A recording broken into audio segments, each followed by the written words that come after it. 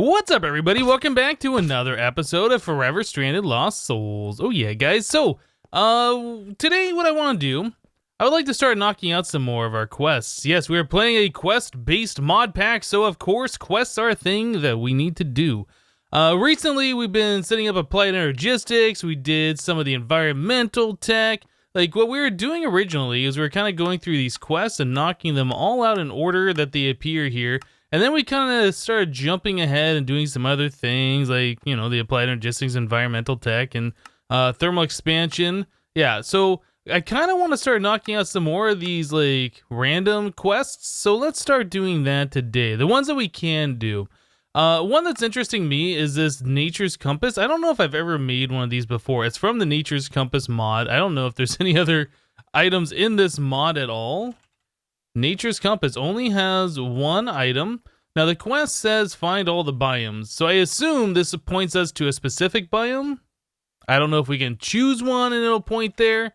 Let's figure this out. So Nature's Compass is saplings, logs, and a compass. That is really, really inexpensive. Let's make a compass real quick and then we'll make this thing. Very easy. Okay. So we have ourselves a Nature's Compass. So how does this work? We right click on it. It says select biome, search info, sort by name. Ah, okay. So we have a lot of different biomes here. Okay, so if I wanted to find, oh, I don't know. How about a jungle biome search? Okay, so the compass will then just point at the jungle biome. Now if we look, I'm facing this way. We go to our map real quick. And we click this button. Which way am I looking? I'm looking directly west. Well, we can't see a jungle over there, but according to this, there would be a jungle that way. Huh. I kind of want to go check that out. Is that really the way this works? I can only imagine. So I am going to, yeah, let's grab our hang glider here. Definitely check that out because that's a way that we can find the biomes really easily. That's really, really cool. Okay, so you don't have to hold it in your hand. You can just have it on your hotbar or whatever, right? And it's still pointing in the direction you need to go. All right, so I'm going to fly over this way, see if we can, in fact, find ourselves a jungle biome. Hopefully it's not super far away. I guess we could choose like a biome that's closer to test, but I'm going to go this way anyway because we haven't been over here. Yeah, we haven't explored past the ocean. Okay, well, I will be right back as soon as I find a jungle biome.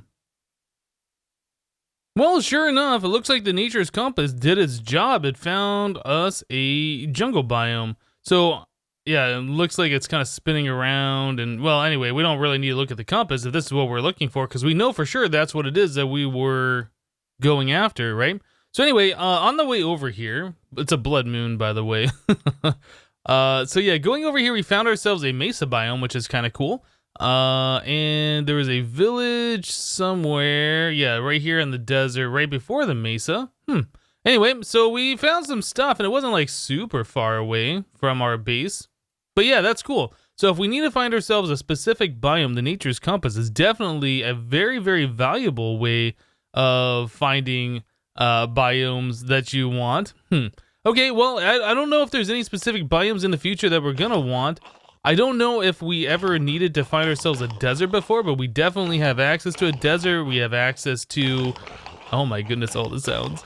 We have access to the mesa biome, which I think has terracotta in it that we need for different recipes.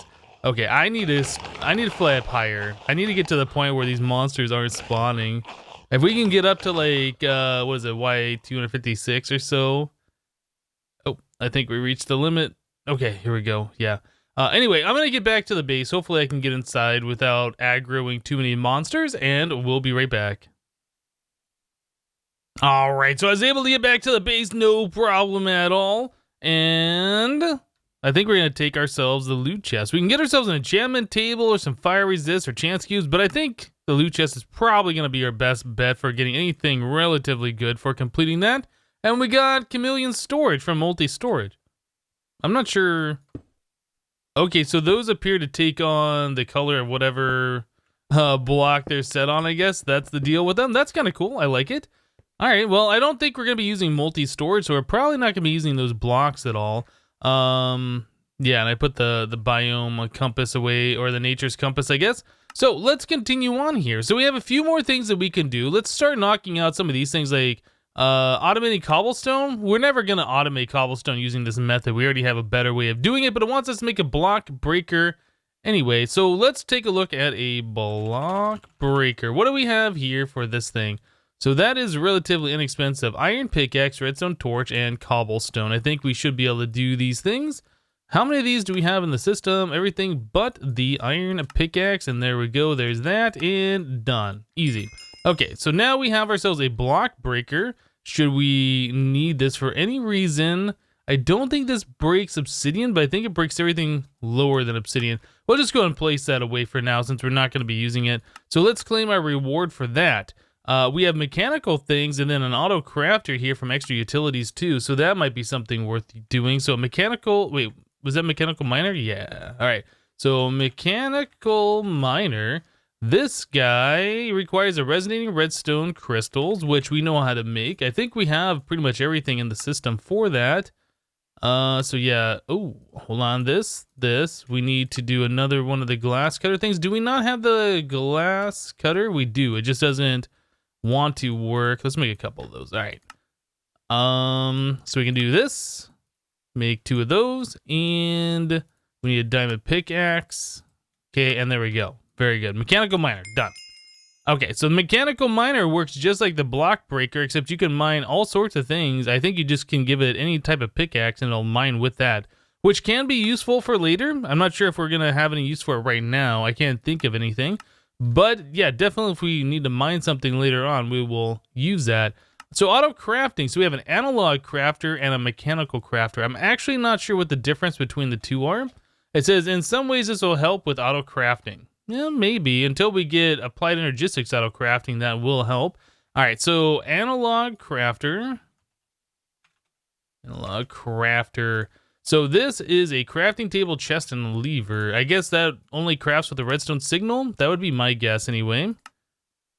There's that and that. Okay, so there is an analog crafter. Okay, accessible from all sides. Sticky, spread items. This doesn't appear to have any kind of like a speed up thing. Well, let's figure out how this thing works because I'm honestly not sure. Okay, anyway, let's put logs in our inventory, not drop them on the ground. So a log turns into 4 planks. So if we put a log here, it crafts into 4 planks. Okay, well, I mean, that's pretty self-explanatory. It's kind of slow. So disabled. Oh, okay. Oh, so each slot, you can say which side it comes in from. You can disable it.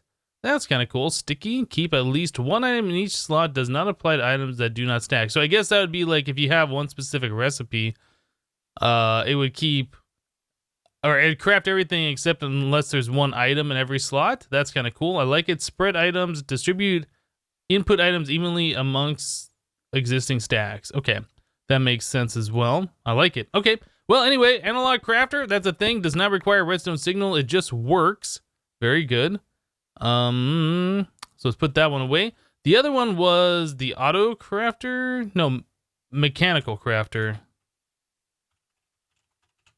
So this guy, I'm pretty sure I've used this one before, and that one you can speed up using the speed upgrades, I think. Let's make another one of these. And another crafting table. Cool, mechanical crafter. Quest complete. Yeah, this one we can do speed upgrades, and it works pretty much the same way, I believe. Just auto crafts things. And does it put the items down here? Yeah, okay. So you put in the input items down here, you set the pattern, it crafts it, and then the resulting items end up here. Very simple. Speed upgrades make it go a lot faster. Makes sense. Okay, I like this thing. I don't know how much use we're going to get out of it. I'm pretty sure we're at the point now where we're going to be looking at doing applied energistics auto crafting here fairly soon. So yeah, I'm not sure how much use we'll be getting out of that. There might be some specific like remote auto crafting single step thing that could be useful for. But for right now, I don't really think that's that useful for us at the moment. Okay, so moving on. Redstone remote. Using the redstone remote, you can specify 9 different locations that you can redstone power from anywhere with a single button press. Okay, so I don't think I've ever used this thing before. Redstone remote. So that requires 3 redstone activators. Okay, it's a lot of iron to make this thing. We need redstone torches. Let's make that many. That's fine. We'll make... So do not stack. We'll make 3 of those guys. And we need to make ourselves a stable ender pearl. There it is. Redstone remote. Hold shift. Okay. So redstone remote is complete. That's going to give us a loot chest. And then we have them do... using the redstone remote, you can specify 9 different locations. Oh, so this is just like random spots in the world, right? Redstone, do I like shift right click? Okay, so it looks like we have a paper thing. This is random things, right? Okay, so let's look at random. So we're looking for something that looks like a paper. Entity filter, item filter. So there's got to be like a location filter, I would imagine. Position filter.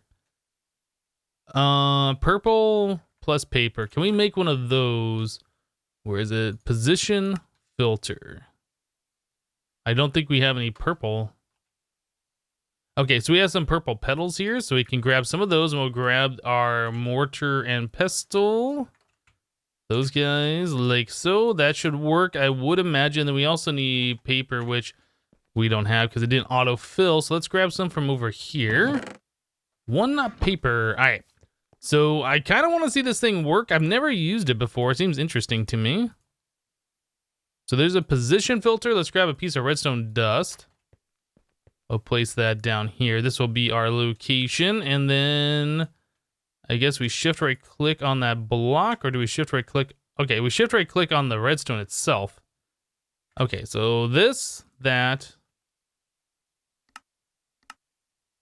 That's pretty cool. So we turned it on. Oh, wait. As long as we're in the screen, it's on. Oh, no, you just press it like a button. Because I was pressing it a bunch of times, it stays on longer. Ah, that's kind of cool. I like it. I like it. Yeah, I've never used this thing before. I can see that being really useful. Is there a way that we can... No, I was going to say, is there a way that we can name this thing? But it doesn't look like it. Okay, so I don't know if there's a way to remove the position. But anyway, that is really cool. Can we change the position to a different spot, maybe? Yes. So if we do it on the block instead of the redstone itself, does that still work? It still works on the block below the redstone instead of the redstone dust itself. That's cool. I like it. All right, well, this redstone remote's pretty neat. Yeah, like I said, I've never seen it before. I can see a lot of uses for it. But anyway, let's go ahead and claim our loot chest here. Or did we already claim it? Maybe we already claimed it. All right, so Ender Tether. So we know what this thing does. I've used this in a few different playthroughs. Pretty much if an Enderman tries to warp away and it's in the area of effect of the Ender Tether, it like pulls it back so it doesn't actually warp away. It's really good for mob farms. So this might be something we should look at doing because we haven't really set up a proper mob farm since we moved to the overworld. Yeah, so Ender Tether. Ender Tether. All right. So this guy requires the unstable ingots, unstable pearl. Let's make some of these things here. So there's the unstable pearl. We need a redstone torch.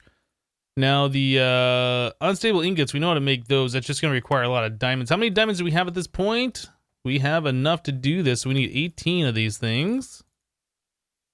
Okay. And then the stoked crucible recipe.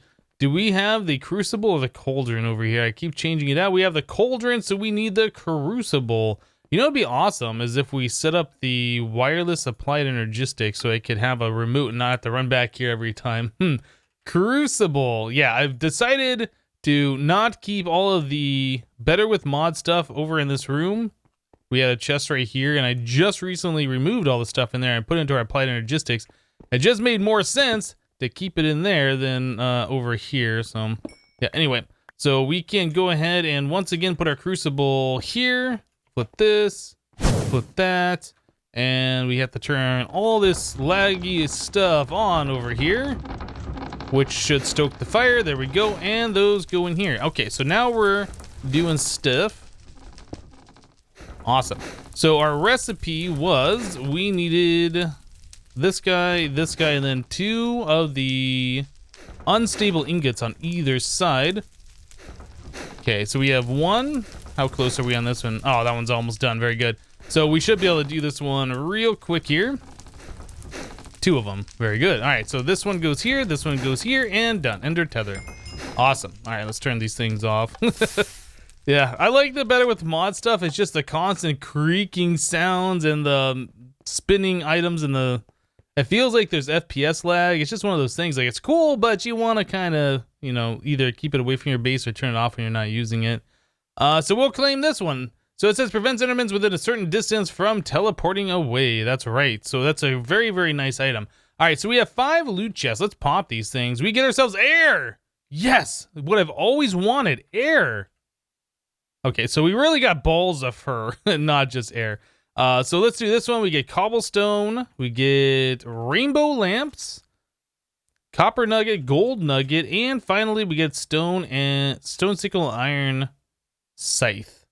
So the balls of fur, if you haven't seen these before, they're not like really great, but you can right click them for different items. So right there you can see we got iron. But we're going to be getting a whole lot of random things, I'm pretty sure. Yeah, lily pad, we get fish, we get all sorts of different things. Sand, there's other stuff on the ground here. So you can get some pretty cool things that's hard to get.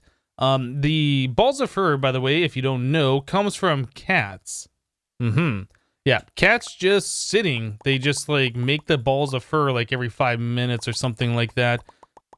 So you can set up a farm if you make a whole lot of cats and put them on hoppers or get item collectors or something like that nearby them. You can set up farms to make the balls of fur if you want. So we get clay feather, anything else here? Another iron puffer fish, leather. I guess is kind of cool. I don't know. But yeah, that's what we ended up with. Not bad, not bad. Okay, so let's move on from there. So going forward, it looks like a spot loader and chunk loader might be our next step here. What does it cost for the spot loader? The spot loader loads the chunk that it is in, so that can be pretty useful. Okay, so that requires an empowered emerald block. What about the chunk loader? So the spot loader and the resonator makes the big boy, the chunk loader. Okay, so we only have to make one of these. So we need a warp stone. So we need more purple. What was that other thing there? That was sinuous resin. I don't know. I think if we had any of that stuff, that would still be in the nether. So we're not going to worry about that. So once again, we need purple. We'll do that. We need our mortar and pestle. I need to make sure I don't use all of the purple and we go grow those a little bit later. Yeah, definitely don't want to run out of that stuff and then have to try and get them again by sifting because that would be annoying, right? So let's do that. There is a warp stone, durability 100. I'm not sure what this does. Waystones mod. Does this allow you to like warp back to a certain location? Judging by the name, that's kind of makes sense. Okay, so we need 2 books. We do that. Looks like we can do that if we have paper. Let's grab some paper real quick. Half a stack this time instead of just one single sheet, so we have it available. So there's 2 books. All right, so we have everything here except for the empowered emerald block. So to do that, we need to get ourselves grass, oak, slime ball, lime. We need this guy, and then we also need to get ourselves the laser. The atomic reconstructor. Did we make that already? I feel like we did, but to be honest, I don't know where we would have put it. Atomic reconstructor. Actually, you know what? I don't think we did make that, have we? No, you know what? I don't think we did. I think the only actually addition stuff we've made so far was this guy. Let's go back. Do we have an actually additions section here? No, it looks like we do have an atomic reconstructor. Oh, you know what? That is in the center area. We put it, yeah, that's down here. I remember now. Yeah, right here. Okay, so we need to get ourselves an emerald block, put it into a laser so we can turn it into the actually additions emerald, whatever those are. Let's just grab one emerald block from over here. Just one. Okay.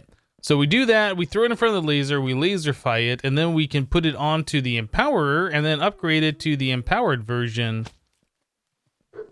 What up, Dodo? Alright. So there's that guy.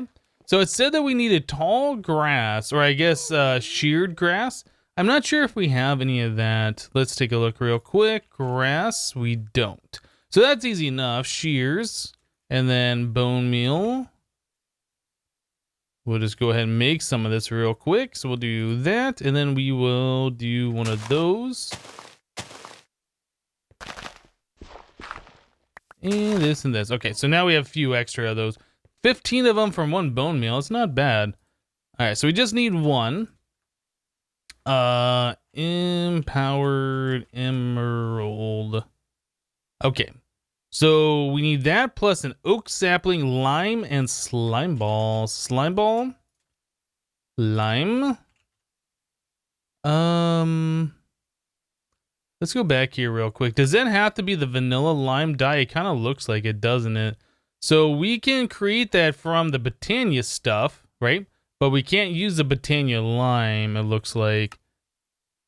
Yeah, all right, so we'll do that. Okay, so we have everything except for the oak sapling. Very good. So easy enough for us to do. We'll just grab one of these. Done. All right. So now we can go over to our empowerer over here and get this going. Now, the last time we used it, I did note that it didn't seem like it took an exceptionally long time to craft any blocks. I've played packs before where this was the gate and they made the power consumption on this like ridiculous. So it took like 15 minutes to craft an item on here. I think this crafts in a reasonable amount of time, like 20 seconds or less or whatever. So it's not so bad. But anyway, we should be able to get this block here in very short time.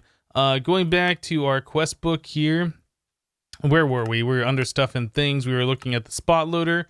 Right, okay, so spot loader. Yeah, we had everything except for this guy, which is now done. And now we can craft ourselves the spot loader.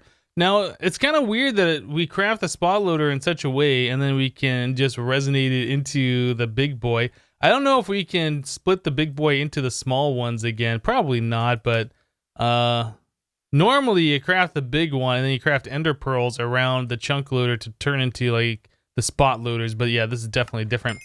Okay, so quest complete, spot load, and then we can resonate this into the big boy. And now that one's done. Okay, so now we have 2 quests completed. Chance icosahedron or a loot chest. We're gonna do the loot chest, and then this one, same thing. Whoops, this one. 12 ender pearls or a loot chest. No, that's gonna give us both of them.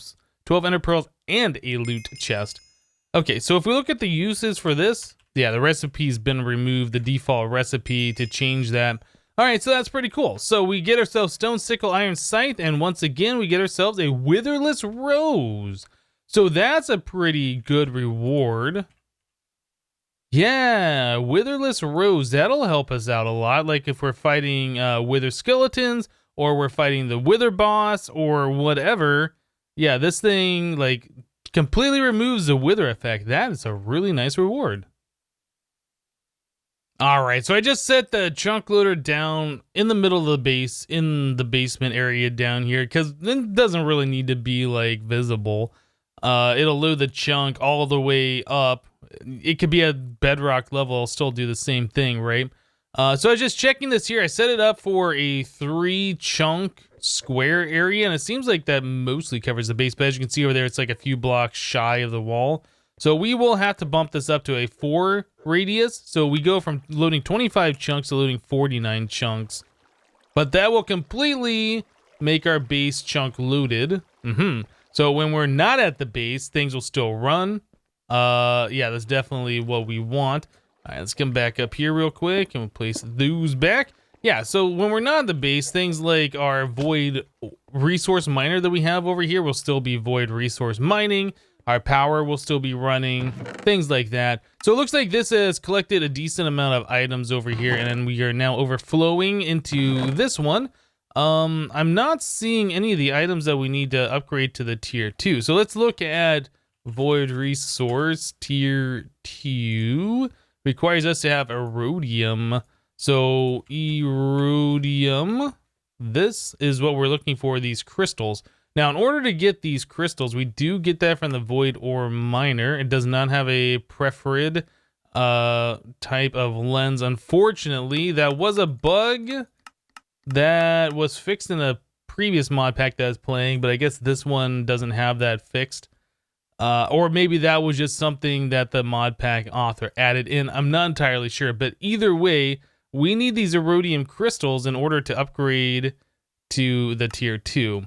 And until we get those, we can't upgrade. So it's a very, very slow process here in order to move on to the tier 2. Once we get to the tier 2, it uses more power, it mines blocks faster, and I think we have the ability to start putting in speed modifiers, which makes it go faster yet. Anyway, it's just one of those things. There might be an updated version of this pack that has an updated version of that mod that fixes that. I'm not entirely sure. I might look at upgrading the pack. We haven't upgraded in quite some time. But anyway, let's move on. So what else do we have here? Oh, we can do soul shards. This might be something worth pursuing if we want to start setting up some kind of a mob farm. So the soul shards is a mod that we've been using for a long time. I'm sure this is like Soul Shards Reborn or something. Soul Shard. What is this? Soul Shards The Old Ways. Right. So there's like a couple different variants. So this guy, if I remember correctly, in order to make a Soul Shard, we need to set up like a little ritual thing. So we need obsidian. We need like 4 of those. We need glowstone. And then we're going to need, is it quartz? I think it's quartz blocks. I think it's like that. And then we need a diamond. Okay, let's see if I remember this correctly.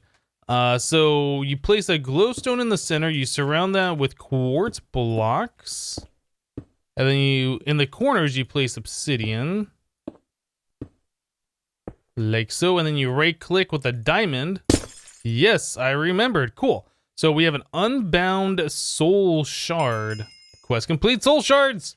Awesome. So you can see here it says kills 0 tier 0. I think you need like 128 kills to get to a tier 1, and then a certain amount, and then all the way up to like 1024, I think, for a tier 5. The higher the tier, the faster it spawns mobs in the soul cage. So you want to get yourself a tier 5. Now there are enchantments that you can get that will increase the amount of kills, that number per kill. I do believe there's also a specific sword. Let's do soul shards. Yeah, the vile sword. This thing, I believe, gives you an extra kill per hit. And then if you enchant this with the correct enchantment, you can get up to 6 kills per kill with this sword, if I remember correctly. Is it Soul Stealer? It might be Soul Stealer is the enchantment. Do we have any enchanted books? We might already have that. Soul enchanted book, efficiency, feather falling.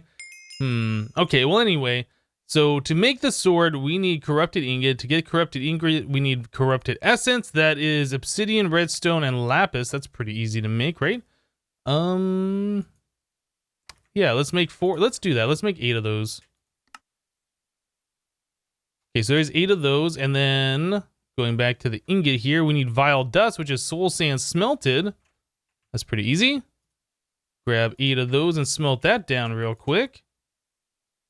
All right, so then we can do that, and then we should be able to wrap that around iron ingots to make the corrupted ingots. Yeah, that'll be very good here.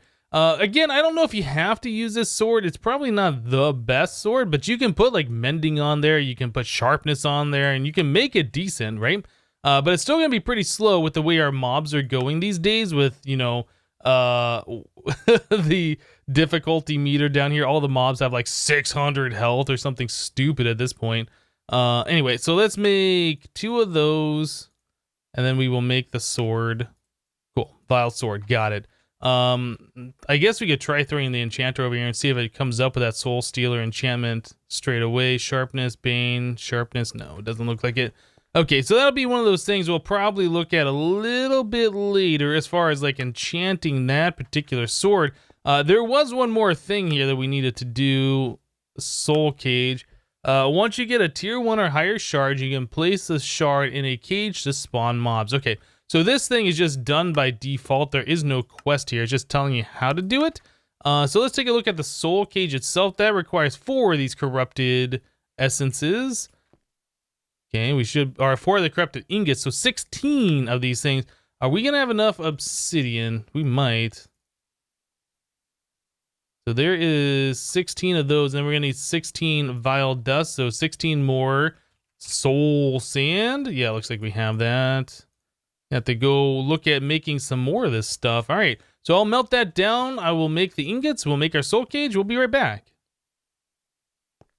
All right, so that smelting process is done. We made the corrupted ingots, and there is our soul cage. Cool. So we have stuff available now that we can make ourselves a really high-powered mob spawner. It's going to take a little bit of work to make that, happen, and we'll have to set up a spot specifically for it. But another good thing about the soul shard, it does not matter the light level. It doesn't matter the proximity to the player. It will always just spawn, right? Unlike a regular vanilla mob spawner where you have to be within a certain distance of it. Yeah, the soul shards are much better. They'll spawn, I think, 5 monsters at a time, and I think they spawn once every 2 seconds. So you can get like really, really fast spawning with these things. So if you want to farm redstone, for instance, you could spawn in witches or ender pearls for endermen or etc. There's a lot of different cool things that you can do with that, and we'll probably be looking at that in the future here. But anyway, let's open up our loot chest, our final one. We got ourselves a luminous blocks. We've seen that reward a few times now. Not exceptionally useful, kind of cool. We checked it out. You could green screen yourself if you wanted to, do like a little silly thing. But anyway, that's it for today. Thank you guys for watching. Remember to leave a like on the episode if you liked it, and we'll see you next time. Thanks for watching, guys. Bye-bye.